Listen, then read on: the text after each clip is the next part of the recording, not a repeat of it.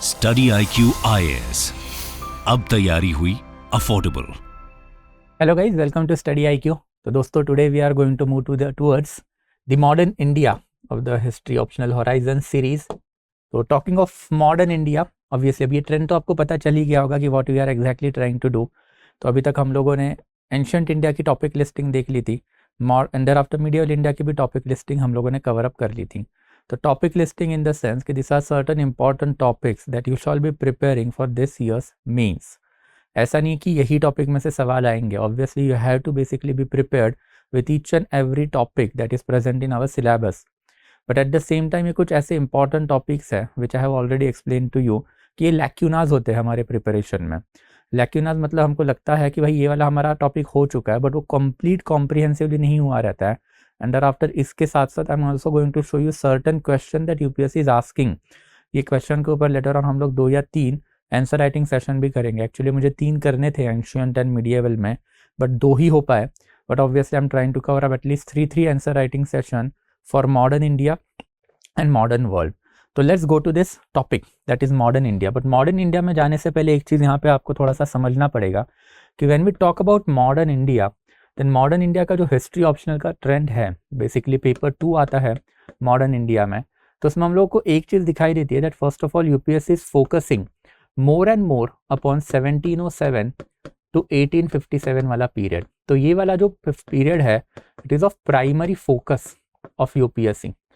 Second important thing जो है that is 1857 से लेके 1947, देन ये वाला जो एस्पेक्ट है यहाँ से एक रिपीटेटिव क्वेश्चन जो है हम लोगों को दिखाई दिया है। Repetitive question in the sense that कि एक क्वेश्चन तो पक्का पक्का गांधी पे आना ही है, तो गांधी जी के ऊपर एक क्वेश्चन हमेशा आता ही है। एंड आफ्टर आजकल जो है बेसिकली जो other trends of the development है, other trends of the development मतलब एक तो कम्युनिज्म या फिर रेवोल्यूशनरी एक्सट्रीमिज्म, यहाँ से सवाल आते ही है। एंड तीसरा इंपॉर्टेंट एस्पेक्ट जो है वो पोस्ट इंडिपेंडेंट इंडिया। तो पोस्ट इंडिपेंडेंट इंडिया की जब तक हम लोग बात करेंगे देन ऑब्वियसली यहाँ से एज सच क्वेश्चन जो यूपीएससी इवन ऑप्शनल में आजकल नहीं पूछ रहा है। तो ऑप्शनल में ये वाला जो एरिया है it is basically a least focused area. And ये वाले एरिया में वी नीड टू अंडरस्टैंड कि हम लोग को बस सर्टन सेक्शन ही करना है।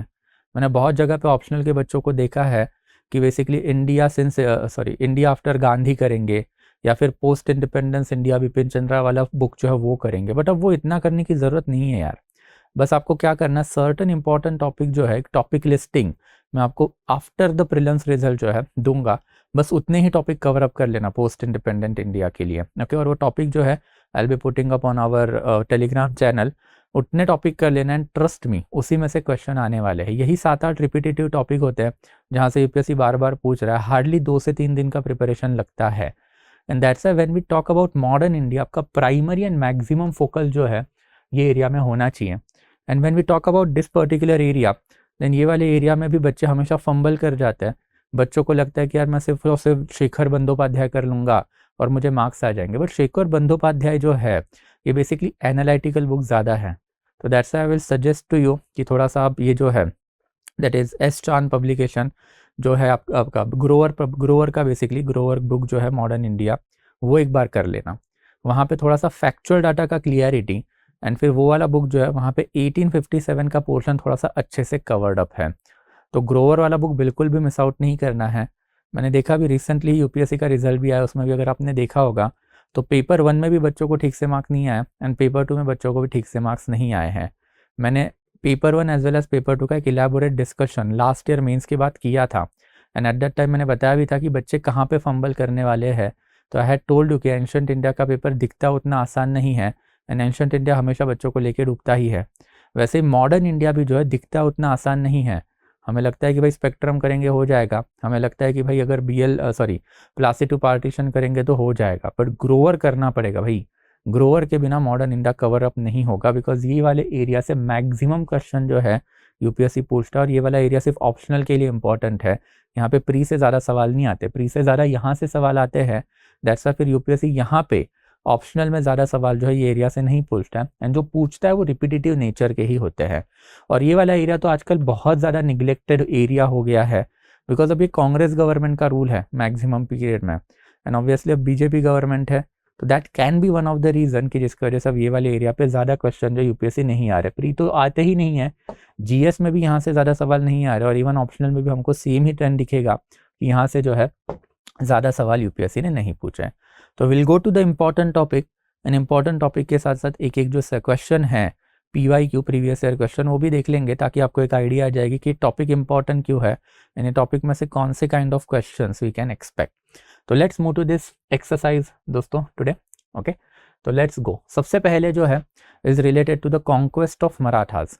कॉन्क्वेस्ट जो काफ़ी सिग्निफिकेंट है, ये सिग्निफिकेंट इसीलिए है बिकॉज हमारे बेसिकली क्लासेस में हमने देखा था कि इंडिया का जो ancient medieval and modern India है इसमें आजकल मार्क्सिस्ट हिस्टोरियोग्राफी ज़्यादा चलती है and ultimately India is basically integration disintegration का स्टोरी। एंशियंट टाइम में ये इंटीग्रेशन अशोका ने करवाया, by the end of the ancient period India का पॉलिटिकल डिसइंटीग्रेशन हुआ। मीडिएवल पीरियड में फिर पहले सुल्तान देर आफ्टर मुगलों ने इंडिया का वापस से एक इंटीग्रेशन करवाया, but ultimately after the death of Aurangzeb वापस से इंडिया का डिसइंटीग्रेशन हुआ and there after east India company ने इंडिया का वापस से पॉलिटिकल इंटीग्रेशन करवाया। बाय एंड लार्ज यही पॉलिटिकली इंटीग्रेटेड कंट्री इंडिया की आज है, all bite one partition. But यहाँ पे हम लोग को वही चीज़ समझनी पड़ेगी कि political integration of India is always a hot favourite topic of UPSC. Political integration जो बंदे ने इंडिया में किया है उनसे श्योर शॉर्ट क्वेश्चन आते ही आते हैं।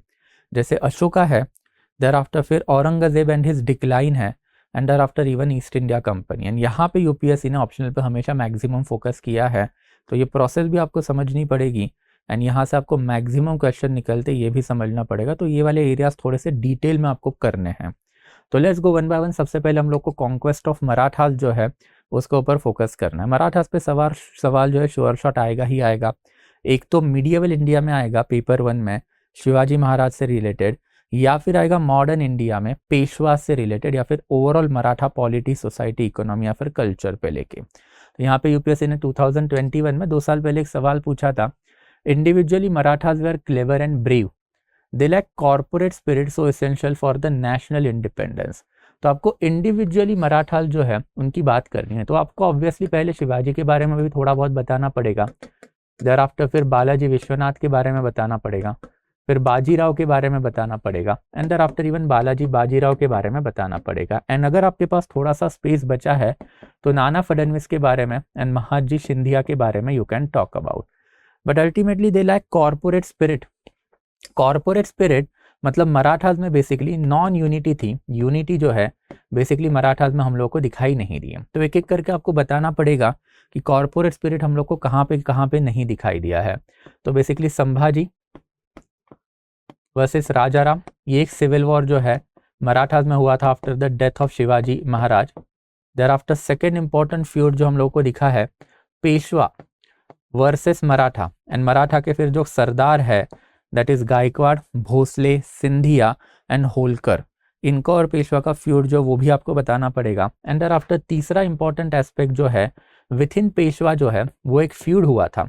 This feud was basically related to the 1772 onward, जब रघुनाथ राव माधवराव के अगेंस्ट जो है ब्रिटिशर्स से हाथ मिला लिए थे। तो आपको ये सारी चीज़ें कवर अप करनी पड़ेगी भाई, तभी मार्क्स आएंगे। ये ऑप्शनल का पेपर है एंड जितना ज़्यादा इलेबोरेटली कवर करोगे उतना ज़्यादा आपके लिए बेटर रहेगा।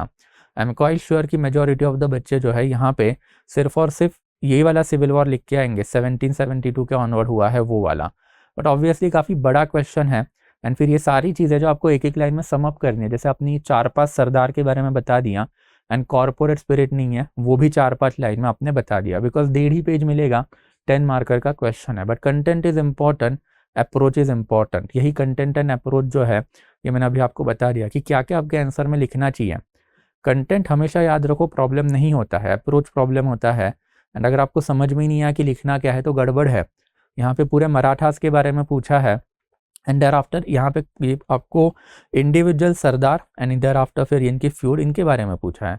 तो do not confine your answer only for 1761 या फिर ओनली बाजीराव या फिर only civil war in Marathas after 1772, फिर उसमें मार्क्स नहीं आएंगे ना यार। 300 प्लस की हम लोग बात कर रहे हैं, then obviously it is approach.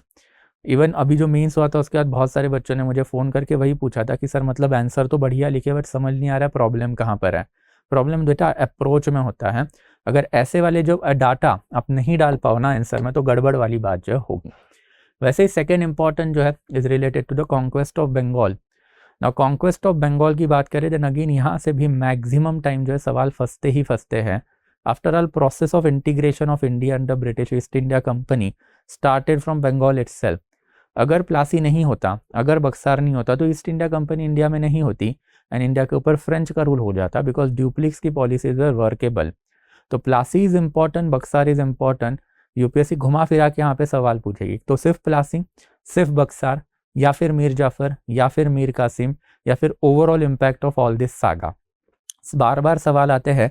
जैसे अभी इसी साल यूपीएससी ने यहाँ से एक सवाल पूछ लिया था कि battle of Plassey was a skirmish and battle of Berkshire was a real war. ना ये वाला जो क्वेश्चन है, ये वाले क्वेश्चन में अगर आपके पास डाटा नहीं रहेगा देन ऑब्वियसली आपको यहाँ पे 10 में से 3 मार्क्स से ज़्यादा आ ही नहीं सकते। यू शॉल बी नोन कि how many participant were there, you shall be knowing कि how many death toll was there, and you shall be knowing the battle strategy at least at the ground level. कि जैसे battle of Buxar में 3 wing versus 1 wing, and there after battle of Plassey जो है it was just a minor skirmish, because obviously out of 50,000 45,000 की फौज जो है मीर जाफर लेके साइड चेंज कर दिया। तो ये सारी चीज़ें जो आपको पता होनी चाहिए on the battle field exactly क्या हुआ, तभी जाके आप ये वाले आंसर जो है लिखोगे। Obviously KM. पन्नीकर की हिस्टोरियोग्राफी या फिर जॉन सिले की हिस्टोरियोग्राफी आप लिख सकते हो यहाँ पे, but this is a question of data. ये अगर डाटा आपके पास नहीं रहेगा देन गड़बड़ है।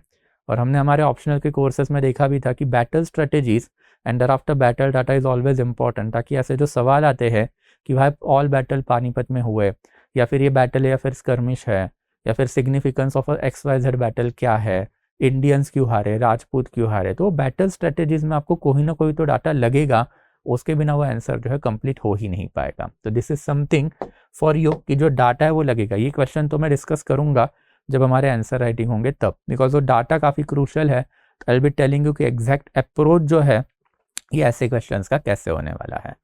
तीसरा इज कॉन्क्वेस्ट ऑफ मैसूर। तो कर्नाटका के इलेक्शन थे एंड कर्नाटका के जो इलेक्शन थे, ये कर्नाटका के इलेक्शन के वजह से ये टीपू सुल्तान वाला इशू काफ़ी ज़्यादा हाईलाइट हुआ था। तो आई थिंक को कि अब ये जो कर्नाटका वाला इलेक्शन जो अभी मई जून में ही ख़त्म हुआ है, इसमें टीपू सुल्तान वाला इशू बार बार आया था, तो Tipu Sultan again become important. And फिर टीपू सुल्तान के ऊपर यूपीएससी ने 2021 में सवाल पूछा था। लास्ट ईयर कोई सवाल नहीं था मैसूर पे, तो दैट्स वाई मैसूर अब इस ईयर वापस से इम्पॉर्टेंट है। इसके सारे ही इंपॉर्टेंट एस्पेक्ट पे ध्यान रखना है।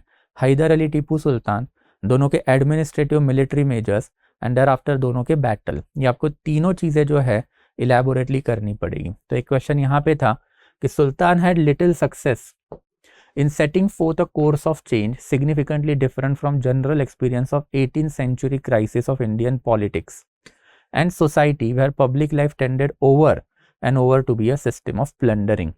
तो बेसिकली यहाँ पे टीपू सुल्तान के मेजर्स जो है वो आपको पूछे हुए हैं। What were the measures taken by Tipu Sultan, and Tipu Sultan के मेजर्स के बारे में भी हमने हमारे लेक्चर्स में देखा था कि जो मेजर रिफॉर्म्स टीपू सुल्तान ने किए थे वो 1792 में किए थे। 1792 में after battle of Seringapatam we can say कि ये जो बेसिकली 1792 ट्रीटी ऑफ सेरिंगपट्टनम उसके बाद में टीपू सुल्तान को क्विकली 3 करोड़ रुपए जमा करने थे, because he had given his 2 sons as hostage. And फिर जैसे ही वो रकम उसने जमा की एंड वापस दी, तो उसके बाद में टीपू वाज अवेयर कि अल्टीमेटली हमें क्या करना है, ब्रिटिशर्स के अगेंस्ट एक बड़ा वॉरफेयर जो है खेलना है। एंड उसके लिए 1792 से लेके 1799 के बीच में टीपू ने मल्टीपल रिफॉर्म किए थे। पॉलिटिकल सिस्टम में हमने देखा था कि for the first time democratic element आए। इकोनॉमिकल सिस्टम में हमने देखा था कि एडमिरलिटी डिपार्टमेंट कमर्शियल डिपार्टमेंट खोल के रखा था, एंड फिर एडमिरलिटी एंड कमर्शियल डिपार्टमेंट के थ्रू एक मॉडर्न इकोनॉमिकल सिस्टम बनाने की बात की थी। सोसाइटी की अगर बात करें then religiously tolerant policies adopt करने का काम जो टीपू ने किया था, जिसमें गॉडेस शारदा टेम्पल जो मराठा ने लूटा था तो उसके खिलाफ उसने बेसिकली एक्शन भी लिए थे। And there after approximately 200 gold coin का एक दान जो है वो भी टीपू ने दिया। And there after cultural policies की अगर बात करें तो कल्चरल पॉलिसी में a synthesis of the Islamic and Hindu religion, तो ये ऐसे वाले जो एस्पेक्ट है वो हमको दिखाई देते हैं। But at the same time ये 3-4 लाइन लिखने के बाद आपको बताना पड़ेगा कि condition of the 18th century क्या थी। तो पॉलिटिकल सिस्टम ओल्ड डिकेडेंट थी एंड मोरल लेस थी। तो इसका एग्जाम्पल मराठाज में ही दिखाई देता है कि Marathas were siding with the Britishers fighting against the Tipu. Economical system की बात करें तो इकोनॉमिकल सिस्टम में रेड एंड प्लंडर ज़्यादा चल रहा था। अगेन मराठा का एग्जाम्पल है कि मराठास का जो इकोनॉमिकल मॉडल है वो चौथ एंड सरदेशमुखी वाला मॉडल था। कोई रेवेन्यू सिस्टम इलेबोरेटली मराठास में नहीं दिखाई देती है। वैसे फिर सोशल एस्पेक्ट की अगर बात करें तो इधर हिंदू या फिर मुस्लिम जो cultural synthesis great Mughal empire ने बना के रखा था, it was not broken down at the local level. And वैसे फिर अगर हम लोग सोसाइटी एंड कल्चर की अगर बात करें then obviously society and culture जो है उसमें रीजनलिज्म बढ़ते जा रहा था, इंडिपेंडेंट किंगडम जो है वो बढ़ते जा रहे थे। तो 4 पॉइंट आपको देने पड़ेंगे टू शो कि 17th सेंचुरी में क्राइसिस था, उसके अगेंस्ट टीपू सुल्तान एंड हैदर अली ने टीपू सुल्तान ने अपने मेजर जो है वो लिए हुए थे। एंड फिर ये करने के बाद एंड में आपको वही करना था कि अल्टीमेटली एक न्यूट्रल ग्राउंड पे कंक्लूजन कि Tipu Sultan was perhaps fighting the modern western forces which were entrenched in the Indian political system by the end of the 18th century, and those forces proved way too much for the indigenous system including that of Tipu's। तो ये कह के एक neutral ground पे छोड़ देते तो भी चल जाएगा। बट अगेन थोड़ा सा दिखता आसान है, बट यहाँ पे दिखता भले ही आसान है बट ये लिखने के लिए काफ़ी डिफिकल्ट टाइप ऑफ क्वेश्चंस है। तो यही चीज़ मैं आपको बताना चाहता हूँ कि भाई ये वाले जो क्वेश्चन है आपको तभी हैंडल होंगे जब आपने ये सारी डायनेस्टीज इलेबोरेटली पढ़ के रखी है, इनको समझा है, इनके प्रोसेसेस को समझा है। जब तक आप वो नहीं करोगे देन तब तक यहाँ पे मार्क्स जो आपको नहीं आएंगे। Thereafter next important is conquest of Punjab. ये 4 कॉन्क्वेस्ट इस बार मैंने आइडेंटिफाई किए हैं बिकॉज यही से यूपीएससी ने बार बार सवाल पूछे हैं। तो मुझे नहीं लगता यूपीएससी वापस जो पुराने ट्रेंड पे जाएगी, जैसे फ्रेंच वॉरफेयर हो सकते हैं, कार्नाटिक वॉरफेयर हो सकते हैं and rest of the other principal state का कैप्चर हो सकता है। काफ़ी स्ट्रेट फॉरवर्ड क्वेश्चन आ रहे हैं, बस थोड़ा सा इलेबोरेट नॉलेज आपके पास होना चाहिए and that is what it suggest कि even conquest of Punjab is there. Now talking of conquest of Punjab then as I told you कि मुझे मीडियल में भी ये लगता है कि खालसापन के ऊपर कुछ ना कुछ तो पूछेंगे, तो मॉडर्न में भी मुझे अभी भी लग रहा है कि यहाँ पे कुछ ना कुछ तो आएगा। तो मराठास एंड पंजाब तो पूरा का पूरा करके ही जाओ। यहाँ पे एक तो मीडियल में कुछ तो पूछेंगे या फिर मॉडर्न में कुछ तो पूछेंगे, बट एक क्वेश्चन तो फंसना ही फंसना है यहाँ से। एंड फिर वो काफ़ी ईजी लेवल का भी क्वेश्चन होता है। जैसे अभी इन्होंने पूछ लिया था कि treaty of Amritsar was a significant for its immediate as well as potential effect. तो एकदम प्लेन सिंपल क्वेश्चन है कि भाई जो ट्रीटी अमृतसर है उसके इमीडिएट इफेक्ट क्या पड़े एंड आफ्टर उसके लॉन्ग टर्म इम्पैक्ट क्या पड़े। तो immediate impact and long term impact दोनों आपको देखना है, इसके ऊपर ज़्यादा बात नहीं करेंगे because this is also I am going to take in that answer writing session of ours. But ये वाले सवाल जो है इसमें आपको दिखाई देगा कि जो 4 कॉन्क्वेस्ट हमने उठाए अभी के लिए कि conquest of Punjab, conquest of Mysore, conquest of Bengal and conquest of Marathas, इसमें ना यूपीएससी का एक मिक्स बैग है। कुछ क्वेश्चन एकदम स्ट्रेट फॉरवर्ड आसान है, जैसे कि हम लोग ये देख सकते हैं battle of Plassey, battle of Berkshire का कंपैरिजन, या फिर हम लोग टॉक कर सकते हैं about the 4th question conquest of Punjab में महाराजा रणजीत सिंह की ट्रीटी ऑफ अमृतसर, उसके short term long term impact. But कुछ क्वेश्चन तो बहुत ज़्यादा डिफिकल्ट है, बस दिखते आसान है, जैसे कि ये वाला क्वेश्चन मराठास वाला एंड आफ्टर ये मैसूर वाला क्वेश्चन। इसके लिए तो आपको वो सेंचुरी की इलेबोरेट आइडिया होनी चाहिए, वो डायनेस्टी की इलेबोरेट आइडिया होनी चाहिए। विदाउट दैट ये क्वेश्चन अटेम्प्ट करने का कोई फ़ायदा नहीं है। एंड ये 10 मार्कर के क्वेश्चन है, मतलब क्वेश्चन नंबर 5 वाले हैं सारे के सारे, तो एक कंपलसरी नेचर वाले क्वेश्चन है। तो इनको मिस आउट करना मतलब पैरों पे कुल्हाड़ी मारना। तो ये वाली चीज़ को थोड़ा सा ध्यान रखोगे, ये वैसा क्वेश्चन जो है उसको थोड़ा सा आपको ठीक से करना पड़ेगा। Next important is the economical policy of British India. हर साल पिछले 10 साल में यूपीएससी ने कंटिन्यूसली यहाँ से सवाल पूछा है। And when we talk about the economical policy, then economical policy में 2 चीज़ें आती हैं, तो commercial policy and commercial policy के साथ साथ फिर land revenue policy. And land revenue policy में तीनों करने हैं, कमर्शियल पॉलिसी में भी तीनों फेस करने हैं। कमर्शियल पॉलिसी जो है 1600 से लेके 1757, 1757 से लेके 1813 ऑनवर्ड जो ईरा ऑफ फ्री ट्रेड है। एंड लैंड रेवेन्यू पॉलिसी जो 3 इंपॉर्टेंट थी ब्रिटिशर्स की, that is permanent settlement, ryotwari settlement and mahalwari settlement. ये सारा तो करोगे ही एंड आफ्टर इसका एनालिसिस भी कैरी आउट करोगे, जैसे कि इसका बैकग्राउंड क्या था, मतलब ये पॉलिसी चालू करने से पहले ब्रिटिशर्स के इंडिया में क्या सिचुएशन थी, आफ्टर इसका सिग्निफिकेंस क्या था ये सारी की सारी पॉलिसी का, एंड सिग्निफिकेंस के साथ साथ फिर इम्पैक्ट क्या पड़ा। Try to gather at least 5 to 10 points on positive and after फिर निगेटिव। एंड लास्ट जो है basically criticism of this policies. And फिर if possible then try to gather historiography also on all this. कहीं ना कहीं तो आंसर में जो है बेसिकली इसको काम में लाया जा ही सकता है। तो ये सारी चीज़ें जो इलेबोरेटली करोगे, हर साल क्वेश्चन आते हैं यूपीएससी के यहाँ पे, बट यूपीएससी घुमा फिरा के पूछता है तो फिर एक कन्फ्यूजन भी होता है कि भाई लिखना क्या है। जैसे ये वाला क्वेश्चन कि India has been a world leader in the field of the handspun and hand woven yarn and cloth for many century.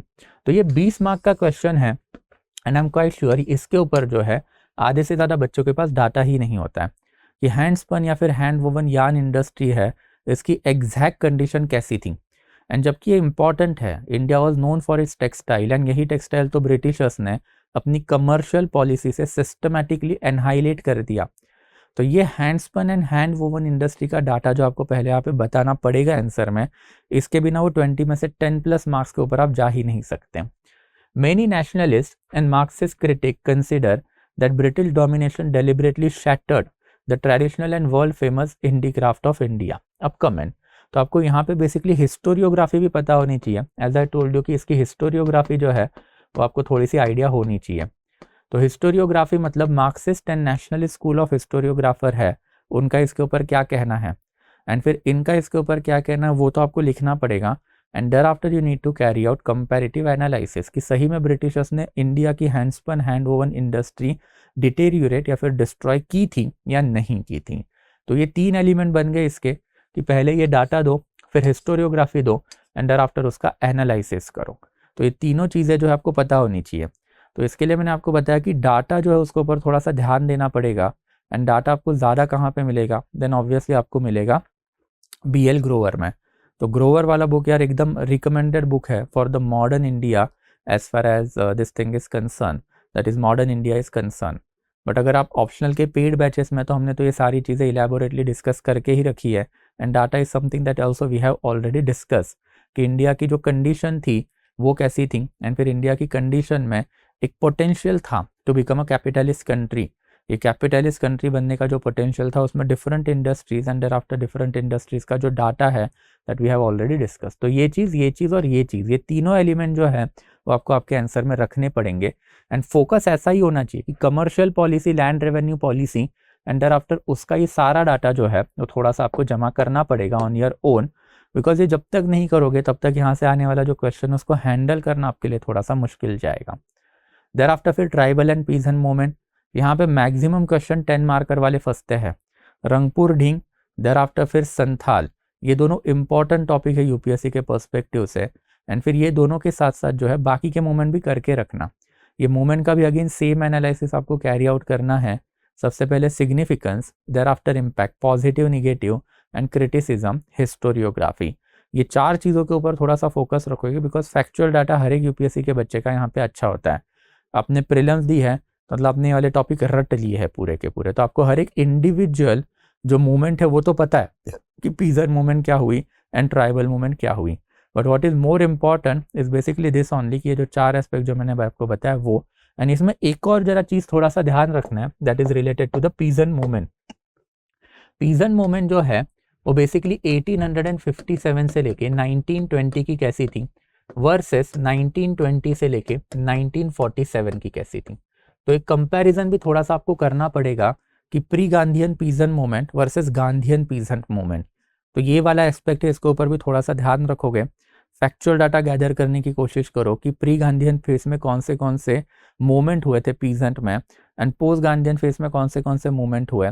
दोनों की मोडस ऑपरेंडी मतलब ये एग्जैक्टली कैसे मूवमेंट ग्राउंड लेवल पे इम्प्लीमेंट हुए एंड आफ्टर एक comparative analysis कि ये दोनों में क्या पॉजिटिव थे एंड दोनों में क्या निगेटिव थे। तो ये वाली चीज़ जो इसको ध्यान रखोगे। एंड फिर ऐसे स्ट्रेट फॉरवर्ड क्वेश्चन आते हैं कि पेनिट्रेशन ऑफ द आउटसाइडर डिक्कोज एंड साहिब, एक कॉमन प्रॉब्लम था। साहिब मतलब ब्रिटिशर्स एंड डिक्कोज मतलब आउटसाइडर मतलब मनी लेंडर। तो इनके वजह से कंप्लीट डिस्ट्रॉय हुआ किनका, देन ऑब्वियसली संथाल का। तो the world that was familiar to them and force them into action to take position of their lost territory. तो मतलब यहाँ पे सवाल यही पूछ रहा है कि भाई ये जो पूरा संथाल रिबेलियन हुआ ये डिक्कू के वजह से हुआ। एंड ऑब्वियसली ये 10 मार्कर है, अगेन क्रिटिकली एनालिसिस आपको करना है। तो कम से कम 2 से 3 लाइन या फिर 2 से 3 पॉइंट जो है संथाल रिबेलियन के ऊपर आप बात करोगे एंड देयर आफ्टर रीजन जो है वो बताओगे कि डिक्कूज के वजह से क्या प्रॉब्लम हुआ। तो डिक्कोस के वजह से इनका जो सिस्टमैटिक एनहाइलेशन है कैसे हुआ, एंड आफ्टर आपको अदर रीजन भी बताने पड़ेंगे। एंड अदर रीजंस में कौन से आएंगे, फिर साहिब भी आएंगे, एंड साहिब के साथ साथ जो ब्रिटिश गवर्नमेंट की पॉलिसीज भी आएंगी। तो policies of the British government and British official, तो ये दोनों के बारे में भी आपको बात करनी पड़ेगी, तब जाके एक होलिस्टिक कंप्लीशन जो है ये क्वेश्चन को आ पाएगा। तो ट्राइबल एंड पीजन मूवमेंट दोनों करोगे, ये दोनों आपने करके ही रखिए, बस थोड़ा सा एनालिटिकल एस्पेक्ट के ऊपर फोकस करना जो अभी मैंने आपको बता के रखा है। देयरआफ्टर नेक्स्ट जो है basically rise of nationalism, again एक हॉट फेवरेट टॉपिक है यूपीएससी का, एवरी नाउ एंड देन यहाँ से सवाल जो है बेसिकली यूपीएससी ने पूछे हुए हैं। एंड ऑब्वियसली नेशनलिज्म का मतलब अभी तक तो आपको पता ही है, since you are giving the means. Nationalism मतलब feeling of oneness, but feeling of oneness के कुछ पैरामीटर होते हैं, जैसे 3 कॉमन पैरामीटर हम लोगों ने देखे थे हमारे लेक्चर्स में, कि एक रिलीजियस नेशनलिज्म होता है, देयरआफ्टर फिर एक रेशियल नेशनलिज्म होता है, and religious and thereafter racial nationalism के साथ साथ एक सेक्युलर नेशनलिज्म होता है।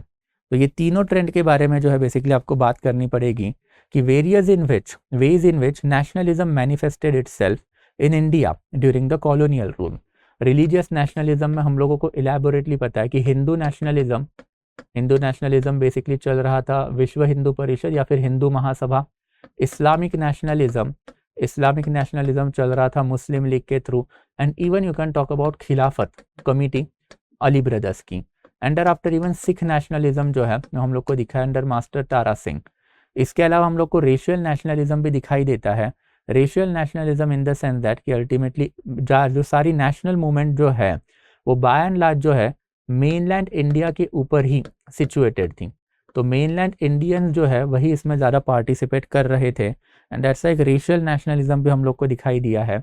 एंड सेक्युलर नेशनलिज्म की हम लोग बात करें then obviously Indian National Congress की बात आपको यहाँ पे करनी पड़ेगी कि इंडियन नेशनल कांग्रेस ने पहले तो हिंदू नेशनलिज्म किया, ये भी हम देख चुके हैं कि तिलक से लेके गांधी ये हिंदू नेशनलिज्म की तरफ झुके हुए थे। बोस नेहरू की लीडरशिप थी, उन्होंने थोड़ा सा सेक्युलर नेशनलिज्म की तरफ लेके जाना चालू किया। तो ये multiple trends of the nationalism जो है जो हमने हमारे लेक्चर्स में देखे थे, बस इसी की बात आपको करनी है इन सब में। तो ये 3 स्ट्रैंड जो आपको दिखाई देंगे ही। इसके अलावा फिर आप कुछ अदर स्ट्रैंड के बारे में भी बात जो है वो कर सकते हो, जैसे रेवोल्यूशनरी एक्सट्रीमिज्म हुआ, तो that is also way of showing the nationalism. Thereafter revolutionary extremism के साथ इंडिविजुअल हीरोइज्म हो सकता है। तो ऐसे 2-3 और स्ट्रैंड जो है इसके बारे में data you can collect and you can attend this kind of the things. And ये 20 मार्क का है, तो आपको थोड़ा सा मिर्च मसाला भी लगाना पड़ेगा, that is factors related to the rise of nationalism, कि भाई ये राइज ऑफ नेशनलिज्म कैसे हुआ, एंड देयर आफ्टर फिर इसका सिग्निफिकेंस, कि significance of the nationalism India के लिए क्या बना। एंड ये 2 पॉइंट के बीच में फिर ये सारी चीज़ें जो है वो आपको लिखनी पड़ेगी। इंडिया में रिलीजियस नेशनलिज्म दिखा है, रेशियल नेशनलिज्म दिखा है। रेशियल नेशनलिज्म मतलब मेन स्ट्रीम मूवमेंट में नॉर्थ ईस्टर्न इंडिया का इतना कॉन्ट्रीब्यूशन नहीं है, एंड जितने भी लीडर है ये बेसिकली ब्राह्मण क्षत्रिय डोमिनेटेड थे। इस्लामिक सेक्शन में सुन्नी डोमिनेटेड थे, अशरफ अजलफ थे। इस्लामिक सेक्शन में अशरफ अजलफ अजराल ऐसे 3 सेक्शन आते हैं, एंड इसमें अशरफ जो है वो सबसे अपर कास्ट या फिर अपर सेक्शन माना जाता है, तो वो डोमिनेटेड थे, जिसके वजह से अर्बन एलाइड या फिर बेसिकली अपर जाति अपर वर्ण वाली लीडरशिप है उसी में ये चीज़ें रही, मेन स्ट्रीम में रही, उस तरफ नॉर्थ ईस्टर्न में कभी जा ही नहीं पाई। एंड देयर आफ्टर फिर सेक्युलर नेशनलिज्म। तो ये सारी चीज़ें जो है इसमें आपको कवर अप जो है वो अल्टीमेटली करनी पड़ेगी। देयर आफ्टर फिर रेवोल्यूशनरी एक्सट्रीमिज्म, ये टॉपिक के ऊपर यूपीएससी ने इतना ज़्यादा फोकस नहीं किया था, बट 2018 के बाद में अब यहाँ से सवाल जो आने चालू हुए हैं। Revolutionary extremism and Subhash Chandra Bose, ये दोनों में से एक सवाल तो इस बार मुझे लगता है कि फंसना ही चाहिए।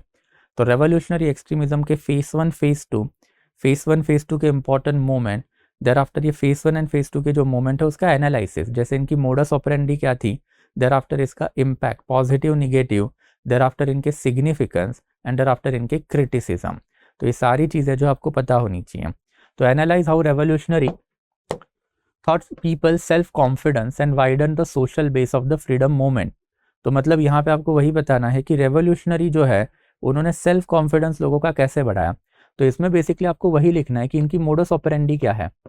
तो मोडस ऑपरेंडी का मतलब क्या है कि भाई ये लोग एग्जैक्टली फंक्शन कैसे करते थे। तो हमने 3 फोल्ड मोडस ऑपरेंडी जो है वो देखी है, जैसे बेसिकली इंडिविजुअल मर्डर या फिर डकैती या फिर बेसिकली रेवोल्यूशन। तो ये तीनों चीज़ों के ऊपर जो इन्होंने फोकस किया, इसका फैक्चुअल डाटा आपको देना पड़ेगा, जैसे 1-2 मर्डर, 1-2 डकैती, 1-2 रेवोल्यूशन। मर्डर में you can talk about murder of collector Jackson of Nashik by Anand Kanhere, and murder में you can also talk about Rand by Bhagat Singh. डकैती में you can talk about Kakori raid, train raid, या फिर बर्रा डकैती। एंड रेवोल्यूशन में you can talk about Zimmerman plan, and Zimmerman plan के साथ साथ सुभाष चंद्र बोस। तो रेवोल्यूशनरी एक्सट्रीमिज्म के जो ट्रेंड है ये हम लोग को दिखाई दी है। सुभाष चंद्र बोस का थोड़ा बहुत नाम नहीं डालो तो ठीक है, सूर्या सेन का नाम डाल दो, that will be more appropriate. तो ये तीन जो है बेसिकली आपको मोडस ऑपरेंडी 1-2 लाइन में बतानी पड़ेगी, एंड वो बताने के बाद जो है इसका इम्पैक्ट क्या पड़ा ऑन द मासेस। तो how it basically thought self confidence of the masses. तो सबसे पहले जो है ब्रिटिश गवर्नमेंट के खिलाफ आप बेसिकली हथियार उठा सकते हो, ये इन्होंने लोगों को दिखाया। So taking up of the arms. Second important aspect जो है white man supremacy was broken down. White man जो उसको हम लोग इजीली मार सकते हैं, आपको इन लोगों से डरने की कोई ज़रूरत नहीं है। थर्ड इंपॉर्टेंट थिंग जो है is basically that if we can kill and why we are killing. तो इसके लिए इन्होंने इंडिया के एंशियंट पास्ट का जो लिटरेचर जो है उसके लिए हमेशा से उसका यूज जो है वो किया था। तो Britishers were proclaimed as Ravan, Britishers were proclaim as Duryodhan, Britishers were proclaim as demon. तो ये वाली चीज़ों की वजह से भी लोगों का सेल्फ कॉन्फिडेंस बढ़ा, एंड लोगों में बेसिकली एंटी ब्रिटिश सेंटिमेंट फैले। तो ऐसे 3-4 रीज़न जो है that you needed to give. तो आपको पहले मोडस ऑपरेंडी समझानी पड़ेगी, क्योंकि उन्होंने पूछा how they thought, then obviously this is how they thought. उनकी मोडस ऑपरेंडी आपको बतानी पड़ेगी, एंड मोडस ऑपरेंडी बताओगे तभी जाके तो ये प्रूव करोगे ना कि इनका इम्पैक्ट मासेस पे क्या पड़ा। And that is all. 3-4 point यहाँ पे, 3 पॉइंट यहाँ पे, 1.5 पेज में इतना ही लिख पाओगे, 10 मार्क का ही क्वेश्चन है। तो this is something that you need to write. But वही है, अगेन यू कैन सी कि जो मैंने आपको पहले भी समझाया था कि हम लोग अगर कॉन्क्वेस्ट की बात करें तो it is a mix bag of the question, कि कुछ डायरेक्ट स्ट्रेट फॉरवर्ड है, कुछ एनालिटिकल है। यहाँ पे भी हम लोग को वही दिखाई देता है कि यूपीएससी आजकल एनालिटिकल एस्पेक्ट पे ऊपर थोड़ा सा ज़्यादा फोकस कर रही है, मतलब कॉम्प्लेक्स क्वेश्चन डाल रही है। तो UPSC is not at all interested कि आपने कितना डाटा रटा है, UPSC is more interested in your understanding of the topic. तो अगर आप टॉपिक अंडरस्टैंड कर रहे हो, क्वेश्चन को ईजिली ब्रेक डाउन करोगे, देन मार्क्स भी अच्छे से आने चालू हो जाएंगे। तो this is something that we can talk about in revolutionary extremism. There after फिर education development, Macaulay and Thomas Macaulay का जो basically trickle down theory, and trickle down theory के साथ साथ फिर अल्टीमेटली जो मास एजुकेशन है वुड्स डिस्पैच से आया हुआ ये वाला question. Since this question I am going to pick up for the answer writing, तो इसको भी मैं अभी डिस्कस नहीं करूंगा, इसको आंसर राइटिंग में ही डिस्कस करेंगे। बट ऑब्वियसली इसका एक अप्रोच आपको बस पता होना चाहिए कि introduction of western education transformed India in an unforeseen ways. अब ये वाले क्वेश्चन में भी मेजॉरिटी ऑफ द कैंडिडेट वही गलती करते हैं कि सिर्फ पॉजिटिव मोड में आंसर लिख के आएंगे कि हाँ भाई ट्रांसफॉर्म हुआ, बट आपको निगेटिव वे में भी दिखाना पड़ेगा कि भाई ये ट्रांसफॉर्मेशन के कुछ निगेटिव एस्पेक्ट भी है। तो how it transformed India in positive way, and there after how it transform India in negative way. इसके बेसिकली 3-4 आर्ग्यूमेंट, एंड इसके 3-4 आर्ग्यूमेंट मतलब पॉइंट आपको लाने पड़ेंगे, that I will give it to you. इसके ऊपर भी मैं एक सेशन जो है डेफिनेटली करने ही वाला हूँ। देयर आफ्टर फिर टॉपिक नंबर 10, प्रेस डेवलपमेंट। यहाँ से यूपीएससी ने यूजुअली जो है सवाल नहीं पूछा है, बट 19 में सवाल है, 21 में सवाल है, तो आई एम काउंटिंग कि इवन 23 में भी एक सवाल जो है पूछ ही लेंगी यूपीएससी। तो that is how basically trend होता है हमेशा कि ये बेसिकली अल्टरनेट ईयर्स क्वेश्चन जो यूपीएससी रिपीट करता है। तो यहाँ से मुझे लगता है कि इस बार थोड़ा सा आएगा, बिकॉज प्रेस सेंसरशिप जो है पिछले 2 साल में एक इमोटिव इशू इंडिया में बन चुका है।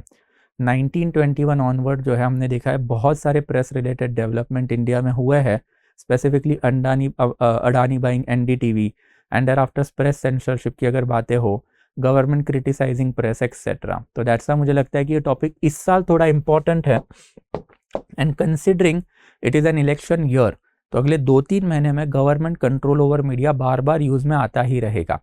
तो इसको थोड़ा सा देख लेना, मेरे ख्याल से इंपॉर्टेंट है। एंड फिर यहाँ पे सवाल भी पूछा है उन्होंने, Vernacular Press Act was design for a better control of the vernacular press and to empower government with more effective means of punishing and repressive seditious writing. तो ये वाला जो है बेसिकली एस्पेक्ट में आपको वही लिखना है कि वर्नाक्युलर प्रेस एक्ट के प्रोविजन क्या है, एंड प्रोविजन के साथ साथ जो है बेसिकली ब्रिटिश गवर्नमेंट के ऑब्जेक्टिव क्या है, एंड ऑब्जेक्टिव के साथ साथ फिर इसका जो इम्पैक्ट है वो क्या पड़ा। तभी तो आप बता पाओगे कि it was design for the better control, मतलब ऑब्जेक्टिव बताना है कि भाई वो डिज़ाइन किसके लिए किया गया था, better control of the vernacular press and empower the government with more effective means of punishing and repressing seditious writing. तो प्रोविजन बताओगे तो how it empowered government to punish, and government ने एक्चुअल में पनिशमेंट जो है वो दी भी थी। तो ये तीनों एस्पेक्ट जो है आपको आपके आंसर में डालने पड़ेंगे, तभी जाके वो holistic completeness of the answer जो है हमको दिखाई देगा। तो ये अप्रोच इंपॉर्टेंट होता है दोस्तों, approach in the sense that के आंसर में आप क्या लिख रहे हो। अगर आपने वो फ्लो नहीं बनाया, अगर वो कंटेंट आपके आंसर में नहीं दिखा, अगर हर एक एस्पेक्ट ऑफ द क्वेश्चन आपके आंसर में नहीं दिखे, तो मार्क्स कैसे आएंगे यार, मार्क्स नहीं आएंगे ना फिर। एंड वही चीज़ अभी आपको थोड़ी सी समझनी पड़ेगी कि अप्रोच सुधारना है, and that's I am taking up this question along with the topic discussion. तो प्रेस डेवलपमेंट जो है वो भी एक टॉपिक है। देयर आफ्टर आईएनसी, उसका composition, and there after composition के साथ साथ उसकी लीडरशिप। तो आईएनसी के ऊपर हमेशा से ही एक एलिगेशन लगा है, हमारा पेड क्लासेस में हमने बहुत बार इसके ऊपर डिस्कस किया है कि 23 मार्च 1940 को प्रिसाइजली मोहम्मद अली जिन्ना ने टू नेशन थियरी दी। एंड मोहम्मद अली जिन्ना का ये एलिगेशन था कि Congress is talking about independence, British यहाँ पे जाने के बाद Congress will become a majoritarian party, majority party, then Congress shall tell us कि कांग्रेस जो है वो मुस्लिम्स के लिए क्या करेगी, वो तो दूर की बात है, उनके सेक्शन के डिप्रेस क्लासेस के लिए क्या करेगी। एंड दैट इज ऑल जिन्हा वॉज द पर्सन जिन्होंने अर्लिएस्ट लेवल पे हाईलाइट करना चालू किया कि कांग्रेस की leadership has always been dominated by ब्राह्मण क्षत्रिय। तो ब्राह्मण क्षत्रिय अलायंस का ये मॉडर्न वर्जन है, एंड ब्राह्मण क्षत्रिय अलायंस की वजह से ही डिप्रेस क्लासेस के जो सुप्रीम लीडर है Ambedkar, even they were not cordial with the Congress, and जिन्हा ने भी वही करना चालू कर दिया। तो इसके वजह से ये कांग्रेस की जो कॉम्पोजिशन ऑफ द लीडरशिप आपको समझनी पड़ेगी कि moderate leadership, extremist leadership, thereafter इसमें कास्ट डिवीजन कैसे थे, दैट इज जाति कैसे थी। बिकॉज जाति की हम लोग बात करें तो ईवी रामास्वामी नायकर पेरियार, उनका भी ये एलिगेशन था कि 1920 का जो कांग्रेस का सेशन हुआ था मद्रास में, तो वो मद्रास वाले 1920 के कांग्रेस के लोकल सेशन में बेसिकली जब वो गए थे तो कास्ट बेस्ड सिटिंग अरेंजमेंट थी, and that is why he left national politics and he join the basically caste या फिर जातिवाद वाला politics, that is self respect movement. And that's ये टॉपिक हमेशा से इंपॉर्टेंट है, यूपीएससी ने रिपीटेटिवली सवाल जो है यहाँ से पूछे हुए हैं। तो आपको लीडरशिप के प्रोफेशन के बारे में भी डाटा जमा करना है, लीडरशिप के कॉम्पोजिशन मतलब जाति के बारे में भी डाटा जमा करना है, मॉडरेट एक्सट्रीमिस्ट लीडर के इंपॉर्टेंट लीडर भी आपको देखने हैं, उनके इंपॉर्टेंट वर्क्स भी आपको देखने हैं, एंड आफ्टर हर एक लीडर का एक सिग्निफिकेंस एंड क्रिटिसिज्म आपको पता होना है। तो ये सारी चीज़ें जो आपको थोड़ी सी करनी पड़ेगी, बिकॉज ये थोड़ा इंपॉर्टेंट टॉपिक है, यूपीएससी सवाल पूछता है ये टॉपिक से। तो discuss policies and program of the moderate and what extent they were able to fulfil the aspiration of the people. तो सबसे पहले जो है आपको लिखने पड़ेंगे एस्पिरेशन ऑफ द पीपल क्या है।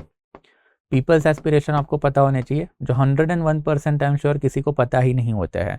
Nobody studies the subaltern perspective of the modern India, कि भाई लोगों को क्या चाहिए, एंड फिर अगर लोगों को क्या चाहिए वही आपको नहीं पता है, देन ऑब्वियसली फिर आप ये आंसर अटेम्प्ट कर पाओगे क्या, नहीं कर पाओगे। तो आपको सबसे पहले वो डाटा जमा करना पड़ेगा कि what were the aspiration of the people of India. Thereafter second जो है आपको बेसिकली पॉलिसीज जो है मॉडरेट की वो पता होनी चाहिए, एंड पॉलिसीज के बाद जो है बेसिकली आपको ये भी पता होनी चाहिए कि ये पॉलिसीज का जो है बेसिकली सक्सेस क्या है। तो सक्सेस के बारे में आपको लिखना पड़ेगा। ये तीन एस्पेक्ट जो है इसी फ्लो में लिखोगे। सबसे पहले तो aspiration of the people of India in 19th century, and फिर ये क्या एस्पिरेशन थे लोगों के, लोगों को बेसिकली अपलिफ्टमेंट चाहिए था। अपलिफ्टमेंट चाहिए था मतलब एक सेक्शन को देखेंगे, जो आपको पता रहता बस दिमाग से निकालना पड़ेगा। सबसे पहले जो है सेक्शन है वुमन है, woman wanted upliftment, woman upliftment चाहती थी, मतलब widow remarriage, age of consent act, condition of the sexuality, जैसे रमाबाई केस हुआ था, तो ये सारी चीज़ें वुमन को चाहिए थी। लोअर जाति ऑल्सो वांटेड अपलिफ्टमेंट, लोअर जाति wanted education and gainful access to the employment, education and gainful access to employment because of the Satyashodhak Samaj, जिसके ये प्राइमरी ऑब्जेक्टिव भी थे। Thereafter Islamic section, what did Islamic section wanted, तो Islamic section जो है उनके aspiration थे political leadership. For example Sir Syed Ahmed Khan का वही कहना था कि पॉलिटिकल लीडरशिप जब तक डेवलप नहीं होती है वाया सोशल रिफॉर्म, तब तक Islamic section must not enter into the politics और must not enter into the independence या फिर स्वराज वाला मूवमेंट।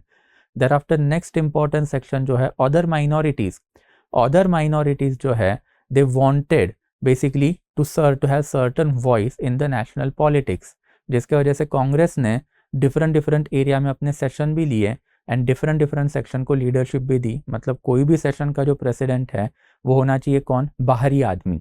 तो ऐसे different aspiration of the different section of the population जो है उसके ऊपर आपको डाटा जमा करना पड़ेगा। मॉडरेट की पॉलिसीज क्या थी, तो मॉडरेट की पॉलिसीज थी पेटिशन।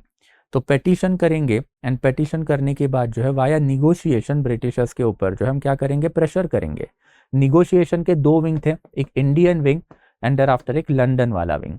इंडियन वाला विंग तो ऑब्वियसली फिर इंडिया नेशनल कांग्रेस का ईयरली मीटिंग है वही संभालता था। लंदन वाला विंग 1890s तक सबसे पहले जो है दादा भाई नौरोजी ने संभाला and there after British India committee 1890 के सेशन में बनी अंडर विलियम वेडरबर्न। तो ये जो है बेसिकली पॉलिसीज आपको पता होनी चाहिए एंड देयर आफ्टर उसका सक्सेस। तो success of the moderate politics है वो भी आपको पता होना चाहिए कि how much successful this moderate politics was. Then obviously successful था, वुमन को रिप्रेजेंटेशन मिला। 1890 के कैलकाटा के सेशन में Kadambini Ganguly became the first person to give a speech. Thereafter आपको ये भी बताना पड़ेगा कि भाई डिफरेंट सेक्शन के लिए कांग्रेस ने फिर क्या क्या किया। तो ये सारी चीज़ें जो है आपको लिखनी पड़ेगी इन दिस पर्टिकुलर क्वेश्चन। तो आईएनसी का कॉम्पोजिशन ऑफ लीडरशिप जो है मैंने आपको रीज़न बताया कि why it is important and why यहाँ से भी सवाल यूपीएससी पूछता है and the kind of the question that they ask. There after फिर hot favourite topic Bapuji, father of the India, father of the nation and in that capacity ये तो important है ही है। जैसे प्रीलिम्स में अशोका अकबर गांधी के ऊपर सवाल आता है वही मेंस में अशोका अकबर गांधी के ऊपर सवाल आना ही आना है, इसमें तो कोई दो राय होनी ही नहीं चाहिए। एंड दैट्स वाई फिर गांधीयन पॉलिटिक्स, गांधीयन मेथड जो है वो आपको पता होनी चाहिए। नाउ ये one of the difficult level का क्वेश्चन है and that's why I am going to take this question in the answer writing कि गांधी जी जो एक सेंट्रिस्ट लीडर की तरह उभरे एंड फिर इंडिया में जो बाकी के स्ट्रैंड ऑफ नेशनलिज्म या फिर पॉलिटिकल लीडरशिप थी उनको साथ में इन्होंने लिया एंड फिर सारे पॉलिटिकल लीडरशिप के स्ट्रैंड जो है वो हम लोग को गांधी जी में दिखाई देते हैं। तो थोड़ा सा डिफिकल्ट लेवल का क्वेश्चन है, बट गांधीयन क्वेश्चन आजकल थोड़े से फिलॉसफी नेचर के आ रहे हैं। तो rather than going into factual data थोड़ा गांधी जी के बारे में पढ़ो। एक्चुअल में you should have done it before hand कि गांधी जी की जो ऑटोबायोग्राफी है वही आप एक बार पढ़ लेते ना तो ये सवाल जो ऑटोमेटिकली सॉर्ट आउट हो जाते हैं। छोटा सा बुक है, कोई बड़ा बुक भी नहीं है, बट अब उतना ज़्यादा टाइम नहीं है। तो जितना आप कर पा रहे हो वाया जो ऑलरेडी आपने किया है वो कर लेना एंड आफ्टर एक क्वेश्चन को हैंडल कैसे करना उसमें मैं आपको एक फिलॉसफी भी बताऊंगा गांधीयन मूवमेंट की which you can definitely use to understand Gandhian movement and how Gandhi became the mass leader. तो ये क्वेश्चन को तो हम लोग इलेबोरेटली डिस्कस जो है लेटर ऑन करेंगे। But Gandhi hot favourite topic. Thereafter personalities, talking of personalities, बहुत सारी इंपॉर्टेंट पर्सनैलिटीज इंडिया में है ही। तो अपार्ट फ्रॉम गांधी जितने भी सोशल रिफॉर्मर है, मॉडरेट लीडर है, लोकमान्य तिलक, सरदार पटेल एंड सुभाष चंद्र बोस, ये इंपॉर्टेंट पर्सनैलिटीज हैं। अगेन एंड अगेन यूपीएससी जो है इन पर्सनैलिटीज के ऊपर सवाल पूछता ही पूछता है एंड इन दैट कैपेसिटी जैसे मैंने अभी आपको थोड़े टाइम पहले ही बताया था कि टॉकिंग ऑफ पर्सनैलिटीज देन सबसे important personality in my opinion बस सुभाष चंद्र बोस की ही है।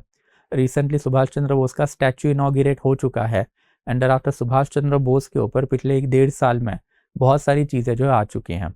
कॉन्ट्रोवर्शियल पर्सनैलिटी है and in that capacity UPSC यहाँ से सवाल यूजुअली नहीं पूछता है टू बी ऑनेस्ट, बिकॉज इनकी डेथ से रिलेटेड कॉन्ट्रोवर्सी अभी भी सॉर्ट आउट नहीं हुई है। एंड दैट्स व्हाई फिर सुभाष चंद्र बोस के बारे में एक लॉन्ग पेंडिंग क्वेश्चन जो है यूपीएससी का दिखाई देता है। आया नहीं है बट कब पूछ लेंगे इसकी कोई गारंटी भी नहीं है। तो इसके ऊपर भी थोड़ा सा आपको ध्यान रखना है कि मोस्ट प्रॉब्ली तो मुझे लग रहा है कि बोस के बारे में इस बार यूपीएससी कुछ पूछ लेगी, बट अगर बोस नहीं पूछा तो इनके ऊपर भी थोड़ा सा ध्यान रख लेना। तिलक जो है he is also long pending, पिछले 2-3 साल में कंटिन्यूसली इनके ऊपर जो है बेसिकली सवाल जो है वो आने वाले थे एंड रिसेंटली बहुत ज़्यादा नाम भी बेसिकली ये न्यूज़ में था because of the local Maharashtrian politics.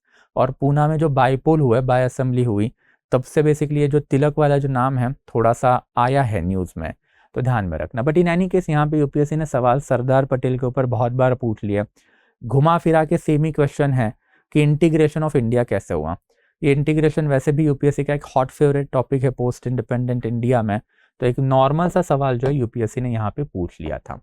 And there after फिर 14th वाला जो क्वेश्चन है उसमें थोड़े सा आपको other trends of the national movement करने पड़ेंगे। Woman, Dalit, communism and capitalism, and इसमें आपको दोनों चीज़ें करनी है कि इनकी पोजीशन 1900 से लेके 1950 के बीच में, 1950 से लेके रफली 1991 के बीच में, इसमें कौन से मूवमेंट इन लोगों ने किए, कौन सी सिग्निफिकेंट पर्सनैलिटीज इनके साथ एसोसिएटेड थी।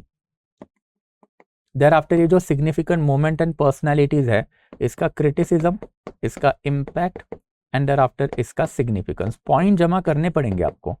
पॉइंट जमा नहीं करोगे तो मार्क्स जो है वो बेसिकली नहीं आने वाले हैं। 300 प्लस की जब आप बात करते हो तो मेहनत भी उसी लेवल की लगती है। तो ये तीनों जो है woman, Dalit, communist and capitalism, इसके ऊपर थोड़ा सा आपको सर्च करना पड़ेगा in between this period, but obviously if you are from our paid batch, ये सारी चीज़ें जो हमने कर ली हैं। एंड देयर आफ्टर सवाल भी जो है कुछ ज़्यादा डिफिकल्ट लेवल के नहीं आते। The rise of communist movement in India in 1920s lent a militant and revolutionary content to the trade union movement.